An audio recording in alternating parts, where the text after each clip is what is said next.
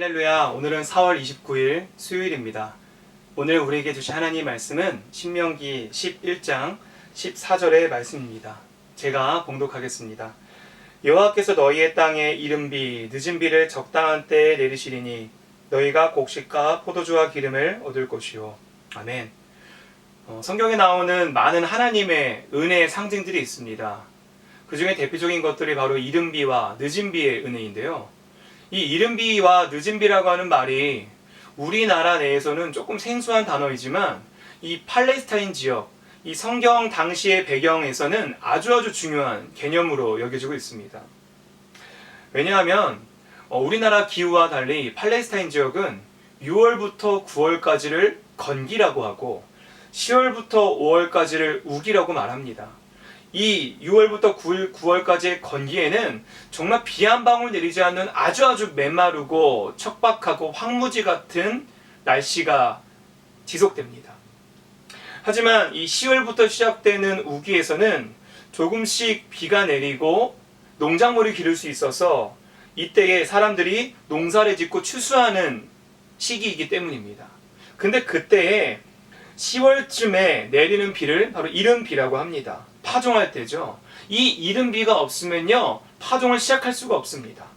그리고 4월쯤이 되면 그때 결실의 때가 오는데 추수하기 직전에 한 번 더 내리는 비를 늦은 비라고 말합니다. 즉, 이른 비는요, 새로운 시작을 가능케 하는 비입니다.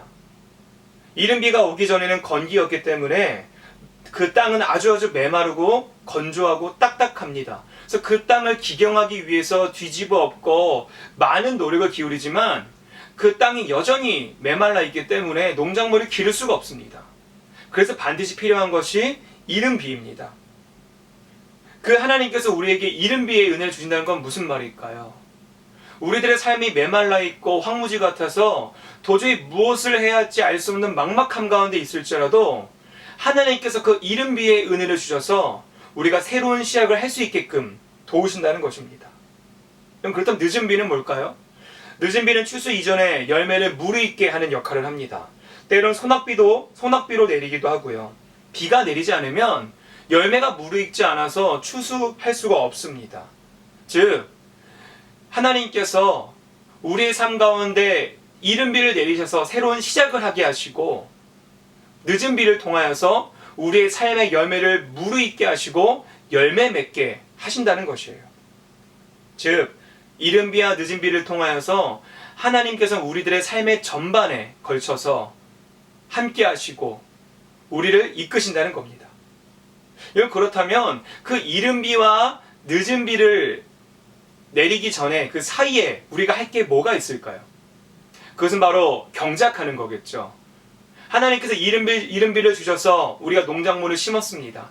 그럼 그 농작물을 심고 기경하는 것을 우리는 경작이라고 말하죠. 근데 이 경작이라고 하는 말이 창세기에도 나오는데요. 바로 창세기 2장 15절에 보면 이렇게 말하고 있습니다. 여호와 하나님이 그 사람을 이끌어 에덴 동산에 두어 그것을 경작하며 지키게 하시고. 아멘. 하나님께서 아담에게 그 에덴 동산을 경작하게 하셨다고 합니다. 이 경작이라고 하는 히브리어가 아바드라고 하는 히브리어인데, 이 경작이라는 말이 농사하다는 뜻도 있지만 다른 말로 예배하다라고 하는 뜻도 있다고 합니다. 그럼 실제로 이 구약에서는요, 따로 예배하다라고 하는 단어가 없다고 합니다. 그 말은 뭘까요? 이 경작하는 것, 이 자체가 곧 예배였고 그들에게 있어서는 삶이 곧 예배였다는 것이에요. 시편의 말씀을 보면 눈물로 씨를 뿌리는 자는 기쁨으로 거두리다 라고 하는 말씀이 있습니다. 하나님께서 우리에게 이른 비를 통하여서 새로운 시작을 허락하셨습니다. 그리고 늦은 비를 통하여서 열매를 무르익게 하시고 열매 맺게 하십니다. 하지만 하나님께서 우리에게 그냥 이른 비와 늦은 비를 기다리는 것만을 바라시는 것이 아니라 그 사이에 우리들의 삶을 통하여서 경작하게 하시고 예배하게 원하신다는 겁니다. 그것이 바로 우리의 할 일인 것이죠. 여러분, 그 이른 비의 때와 늦은 비의 때는 각자가 다를 것입니다. 하지만 오늘 본문에 보니까 하나님께서 그 이른 비와 늦은 비를 적당한 때에 주신다고 말씀하고 계십니다. 각자에겐 때가 있습니다.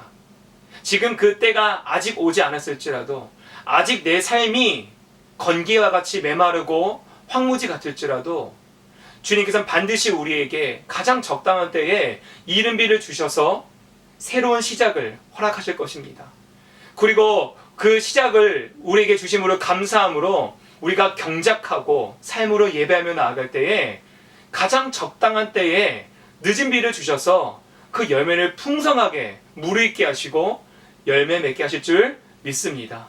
그 적당한 때를 기다리며 삶으로 예배하는 우리 신내교회 성도님들 되시길 주님의 이름으로 소망합니다. 기도하겠습니다. 하나님, 때로는 우리들의 삶을 돌이켜보면 건기와 같이 메마르고 황무지 같아 보일 때가 있습니다.